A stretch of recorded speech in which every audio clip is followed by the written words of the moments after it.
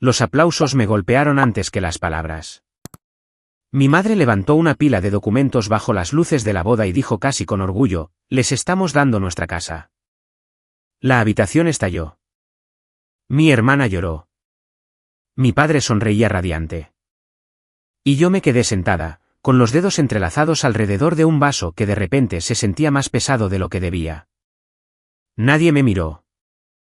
Nadie recordaba quién había mantenido esa casa a flote durante 5 años.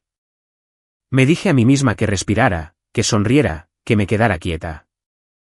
Pero en el momento en que mi madre bajó esos papeles, algo cambió, silencioso, agudo. Y no permanecería en silencio por mucho tiempo. Solía pensar que ayudar a mis padres era simplemente algo que hacían los hijos adultos. Sin protagonismo, sin alabanzas, solo el deber plegado cuidadosamente en el ritmo de la vida cotidiana.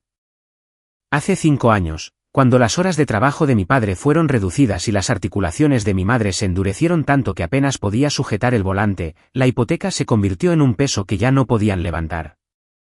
No dudé. Abrí mi portátil, inicié sesión en mi banco y configuré una transferencia recurrente. El primer mes se sintió pesado. El segundo se sintió necesario. Para el sexto, se había deslizado a un segundo plano como el zumbido del refrigerador, constante, desapercibido, siempre presente. Cada 30 días, casi a la misma hora, mi teléfono vibraba con una breve notificación: pago procesado. Sin llamadas de agradecimiento, sin discusión. A veces mi madre mencionaba lo afortunados que eran de que las cosas aún no se hubieran desmoronado. Y yo asentí, sin recordarle que la suerte tenía un nombre y un número de ruta adjuntos. Mucho antes de que empezara a pagar facturas, el patrón ya estaba establecido. Cuando me gradué de la universidad, mis padres me entregaron una tarjeta en el desayuno, un sobre delgado, y dentro, un billete doblado de $50. Mi madre dijo que estaban orgullosos de mí. Mi padre me apretó el hombro. No esperaba más. Había aprendido a esperar poco, a conformarme con ser la constante. 2 años después, cuando Vanessa se graduó, organizaron una fiesta en el jardín con luces colgadas entre los árboles. Había un pastel reluciente, altavoces alquilados, parientes esparcidos por el césped. Y al final, mi padre le mostró un par de llaves, sujetándolas entre 2 dedos para que capturaran el sol. Tu coche está en la entrada, dijo. Todos aplaudieron. Vanessa lloró en su pecho. Yo aplaudí con los demás, fingiendo no sentir la diferencia a sentarse dentro de mí como una piedra. Ella siempre fue la luz, la risa, la promesa. Yo era la planificadora, la solucionadora, la callada, comidas cocinadas, viajes ofrecidos, errores corregidos antes de que nadie se diera cuenta. Mi madre solía decirle a la gente que yo era de bajo mantenimiento, como si fuera un cumplido, como si no necesitar nada significara no ser nada. Cuanto mayores nos hacíamos, más claro se volvía el desequilibrio. Vanessa divagaba entre nuevos pasatiempos, nuevos trabajos, nuevos novios. Mis padres la llamaban cada mañana y cada noche. Cuando olvidaba plazos, ellos arreglaban las cosas. Cuando gastaba demasiado, le enviaban dinero por transferencia. Cuando lloraba, el mundo se reorganizaba alrededor de sus lágrimas. Pero cuando yo discretamente cubría su hipoteca, cuando reajustaba mi presupuesto, cuando renunciaba a viajes, ropa y pequeños lujos que no me atrevía a justificar, ellos no se jactaban de mí. No preguntaban cómo me las arreglaba. Me convertí en la viga de soporte invisible de una casa que ni siquiera era mía. Hay momentos que no te das cuenta de que son puntos de inflexión hasta años después, o momentos tan pequeños que pasan sin hacer ruido. Para mí, fue ese día en el jardín trasero, viendo a Vanessa levantar esas llaves en alto mientras todos aplaudían. Algo se asentó en mi pecho entonces, no ira, aún no, sino conciencia. Ese fue el día en que aprendí exactamente cuál era mi lugar en esta familia. 2 meses después de la boda, el mundo se sintió como si finalmente hubiera vuelto a la calma. Casi me había convencido de que el anuncio de la casa era solo otra herida que podía guardar con el resto. Entonces Vanessa me envió un mensaje de texto con una invitación a cenar. Informal, escribió, solo nosotros. Ethan y yo llegamos a la casa, su casa ahora. La luz del porche brillaba cálidamente contra el cielo vespertino. A través de la ventana, vi a mi madre ajustando un nuevo juego de cortinas color crema, reemplazando las azules que había amado durante años. La voz de Vanessa flotaba desde la cocina, brillante y sin esfuerzo, como si hubiera estado viviendo allí desde siempre. La mesa ya estaba puesta cuando entramos, asado de carne, panecillos frescos, un juego sonando suavemente en la televisión de la habitación de al lado. Mi padre saludó a Ethan con una palmada alegre en la espalda, luego se volvió hacia mí con una sonrisa que no llegaba del todo a sus ojos. Me senté donde me indicaron, entre Ethan y mi padre, de la misma manera que siempre lo había hecho. Excepto que esta ya no era su casa. Tampoco era mía. Era de ellos, la pareja elegida. Comimos con charla trivial, historias de Hawái, colores de pintura, los planes de Vanessa para el jardín trasero. Ella habló sobre instalar una hoguera como siempre había soñado, sus manos moviéndose en círculos amplios y emocionados. Mi madre la miraba de la misma manera que la gente mira el amanecer. Cuando los platos fueron retirados, mi madre juntó las manos y miró a mi padre, una señal. Se me encogió el estómago. Queríamos hablar contigo, comenzó ella, con voz suave y ensayada. Tu padre y yo hemos estado pensando en nuestros próximos pasos. Mi padre asintió. Como la casa es de ellos ahora, necesitamos un lugar donde quedarnos, un lugar tranquilo. Mi madre exhaló suavemente como si cediera a algo inevitable. Hemos decidido que nos mudaremos a tu casa de vacaciones.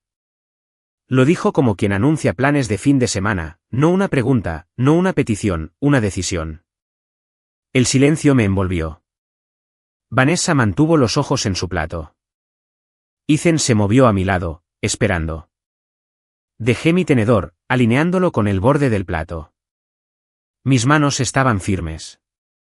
Mi respiración era lenta. Dentro, algo familiar se abrió. Esta vez no fue asombro, solo reconocimiento. Ellos ya habían elegido dónde encajaba yo. Siempre lo habían hecho. No, dije, una sola sílaba, tranquila pero sólida. Mi madre parpadeó. ¿Qué? No se mudarán a mi casa. La habitación se inclinó hacia la quietud. Mi silla se arrastró ligeramente mientras me ponía de pie, dejando atrás la calidez de la mesa. La silla permaneció allí cuando me alejé, llena un momento antes, ahora inconfundiblemente vacía. El viaje a casa fue silencioso, pero no del tipo frágil que amenaza con romperse. Era el tipo que se asienta en tu pecho, firme y segura, marcando el momento exacto en que algo dentro de ti finalmente deja de doblegarse. Ethan no preguntó qué estaba pensando. Nunca lo hace, no de inmediato. Simplemente mantuvo una mano en el volante, la otra cerca de la mía, lo suficientemente cerca como para que pudiera alcanzarla si quería. No lo hice, todavía no. Necesitaba el silencio más de lo que necesitaba consuelo. Cuando llegamos a casa, colgué mi abrigo, me quité los zapatos y fui directamente al baño. Abrí el grifo, recogí agua fría en mis manos y la apliqué a mi cara. Mi reflejo me devolvió la mirada, tranquilo, casi demasiado tranquilo. Ojos secos, mandíbula apretada. El tipo de quietud que viene después de años de tragar tormentas. No lloré. No temblé. Simplemente busqué la toalla, me sequé la cara y fui a mi escritorio. La lámpara proyectaba un círculo estrecho de luz sobre la superficie. Mi portátil estaba en el centro, esperando. Lo abrí. La pantalla parpadeó y se encendió. Primer paso, bloquear sus números. No por despecho, sino por necesidad. Cada ciclo con mis padres seguía el mismo patrón: límite, reacción adversa, culpa, disculpa, amnesia. Ya no podía permitirme ese ciclo. Contactos, seleccionar, bloquear. Los clics fueron apagados, casi suaves, un corte limpio disfrazado de rutina. Siguiente, seguridad. Abrí la aplicación de la casa de vacaciones. Un marcador de mapa, una imagen en miniatura del porche delantero. Estado del sistema, armado. Ajusté la configuración, nueva contraseña, verificación en 2 pasos, alertas de movimiento más estrictas. Eliminé su acceso anterior. Luego configuré las notificaciones para que llegaran directamente a mi teléfono y al de Ethan, sin demoras. Después de eso, abrí una carpeta etiquetada Documentos. Dentro, 5 años de pagos de hipoteca. No hojas de cálculo detalladas, solo registros simples, confirmaciones mensuales, recibos de transferencia, notas breves que había garabateado en los márgenes cuando mis padres volvían a llamar pidiendo ayuda. No los leí. No lo necesitaba. Las fechas por sí solas eran suficientes. Formaban un patrón, una forma, una verdad. Resalté la carpeta, la comprimí y la guardé en un lugar de fácil acceso. No para usarlo en su contra, sino para mantenerme honesta conmigo misma, para recordarme que nada de lo que pasó estaba en mi cabeza. Ethan se apoyó en el umbral de la puerta, observándome en silencio. ¿Quieres hablar?, preguntó. Todavía no. Él asintió, se apartó del marco de la puerta y desapareció en la sala de estar. Sin suspiros, sin sentimientos heridos, solo espacio, exactamente lo que necesitaba. Abrí otra pestaña, una simple hoja de cálculo. No venganza, sino inventario. Cada obligación financiera que había asumido por mis padres, los meses que cubrí cuando no pudieron arreglárselas. Las veces que reorganicé mi propio horario, mi propio presupuesto, mis propios planes. No para contabilizar la deuda, sino para presenciarla. Línea por línea, los números aparecieron, limpios, sin emoción. Cuando terminé, cerré la hoja. No la guardé. Alrededor de la medianoche, fui a la ventana. Las luces de la ciudad brillaban en la distancia, borrosas y suaves, como si alguien hubiera untado oro por el horizonte.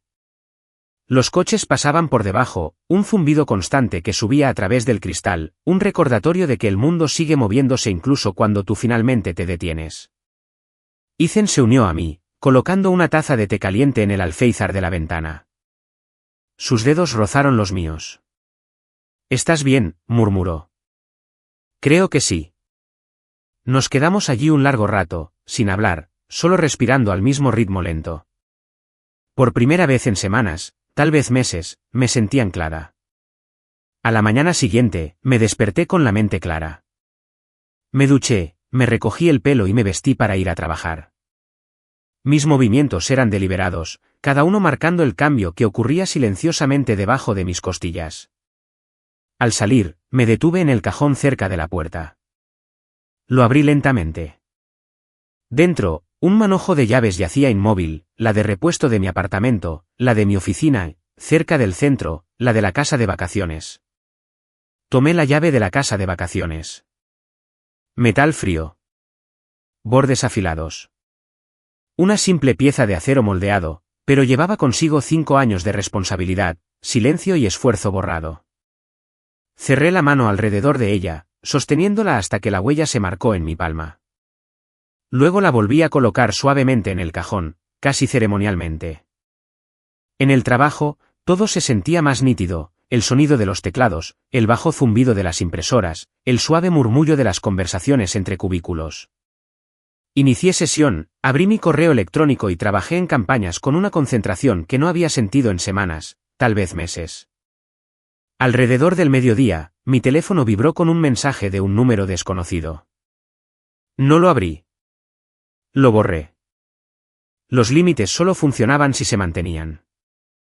El tiempo pasó en segmentos limpios y tranquilos. La luz de la tarde se derramaba sobre mi escritorio. El día avanzó como los días debían avanzar, hacia adelante. Cuando llegué a casa, Ethan estaba en el sofá leyendo. Me senté a su lado, me recosté y cerré los ojos. Mi pecho se relajó. Mis hombros cayeron. La quietud dentro de mí ya no se sentía como vacío. Se sentía como espacio. Un límite no es un muro.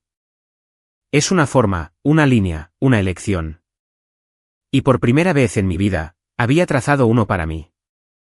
Esa noche antes de acostarme, revisé la aplicación de seguridad nuevamente. Armado. Estable. Inmóvil. Apagué la lámpara, dejando que la habitación quedara en la oscuridad.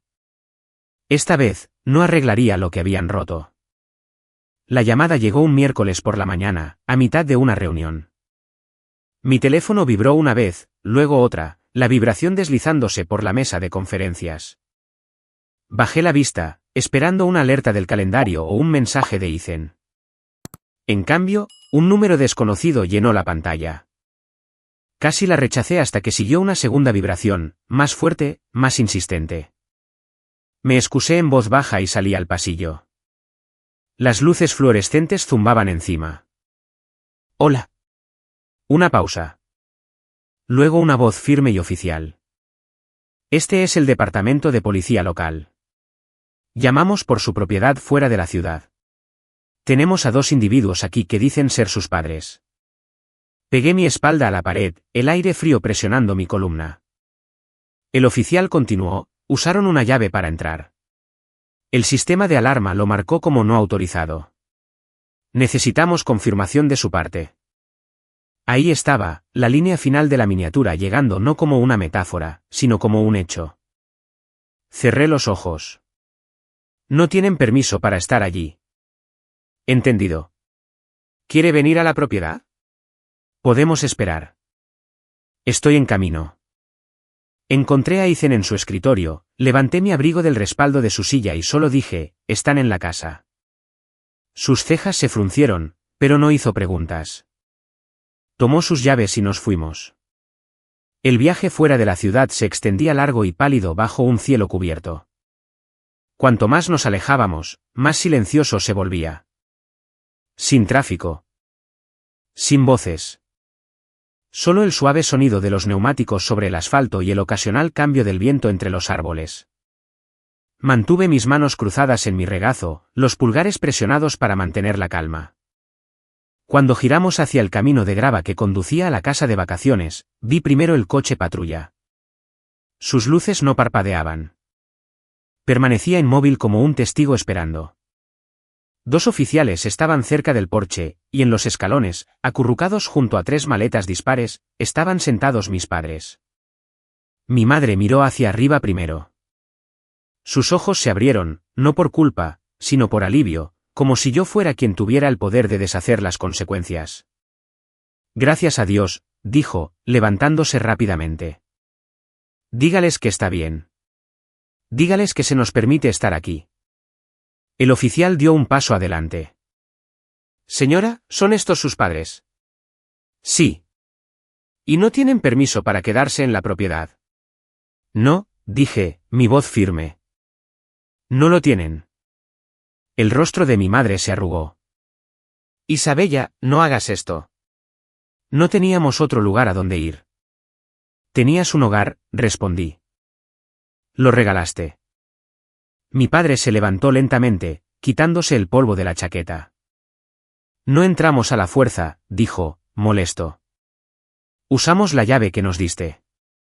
Esa llave era para emergencias, dije, no para mudarse. Un silencio se extendió tenuemente. El oficial se aclaró la garganta. Podemos escoltarlos fuera de la propiedad.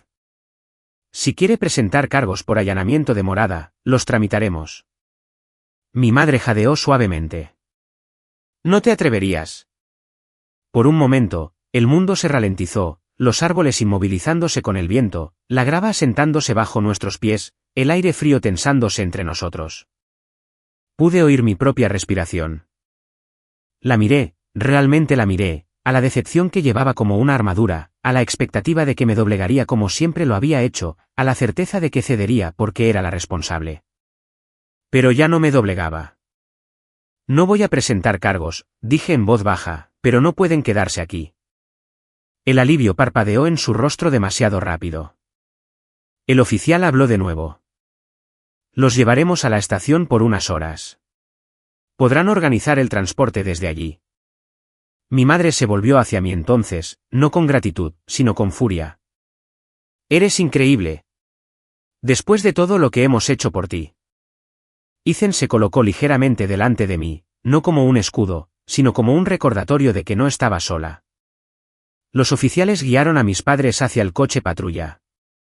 Las maletas permanecieron en el porche como pensamientos abandonados. Una furgoneta de cerrajero llegó poco después. Él asintió cortésmente, cambió las cerraduras, me entregó las nuevas llaves, metal, frías, sólidas. Me las guardé en el bolsillo. Cuando el coche patrulla se alejó, el polvo se levantó del suelo, flotando en la luz de la tarde. La casa detrás de mí estaba tranquila, intacta, exactamente como la había dejado. Cerré la puerta yo misma antes de irme. El clic resonó limpiamente. La justicia no necesita ruido, solo necesita claridad. La mañana después de la llamada de la policía, el mundo se sentía extrañamente ingrávido. Me desperté antes de la alarma, el apartamento aún tenue, la ciudad aún no completamente despierta. Por primera vez en mucho tiempo, mi pecho no se sentía oprimido. El aire entraba y salía suavemente, como si algo dentro de mí se hubiera desbloqueado silenciosamente durante la noche. Hice café y me paré junto a la ventana, observando la luz temprana bañar los edificios. La ciudad se veía más suave por la mañana, bordes difuminados, colores apagados, todo un poco menos exigente. Ethan se unió a mí, su mano rozando la mía mientras buscaba su taza. No hablamos. No lo necesitábamos. Más tarde ese día, mi prima Jessica llamó. Habló con cuidado, consciente de que se estaba adentrando en un campo minado. Me dijo que mis padres habían intentado regresar a casa de Vanessa, que Vanessa se negó a dejarlos entrar, que ahora estaban alquilando un pequeño apartamento en las afueras de la ciudad, mi madre de vuelta a trabajar a tiempo completo para cubrir los gastos. Escuché sin reaccionar. No por frialdad, solo distancia, la que viene después de años de cargar algo pesado y de repente soltarlo. Esa tarde, mi teléfono volvió a vibrar. Un mensaje de voz de mi madre. Su voz sonaba más pequeña de lo que recordaba. Dijo que habían cometido errores, que querían hablar, que esperaban que algún día pudiera perdonarlos. No lo borré, pero tampoco lo abrí. Algunas disculpas necesitan espacio antes de poder ser escuchadas. Después de la cena, me senté en mi escritorio. Abrí mi portátil y abrí la plataforma de anuncios de alquiler. Aparecieron las fotos de la casa de vacaciones, ventanas soleadas, suelos limpios, habitaciones tranquilas. Se sentía bien mirarla sin enfado, simplemente viéndola como mía, un lugar con el que podía elegir qué hacer. Ajusté algunos detalles, hice clic en anunciar y cerré el portátil. Cuando apagué la luz, el apartamento se sumió en un suave silencio. No vacío, solo en calma. A veces la libertad no es ruidosa. A veces es la ausencia de ser necesitado por las razones equivocadas. Los límites no son castigos. Son la forma tranquila del respeto propio, la línea entre lo que cargo y lo que devuelvo. Y una vez que finalmente tracé el mío, el silencio que siguió no fue distancia. Fue libertad. Si alguna vez has reconstruido tu paz desde cero, no estás solo.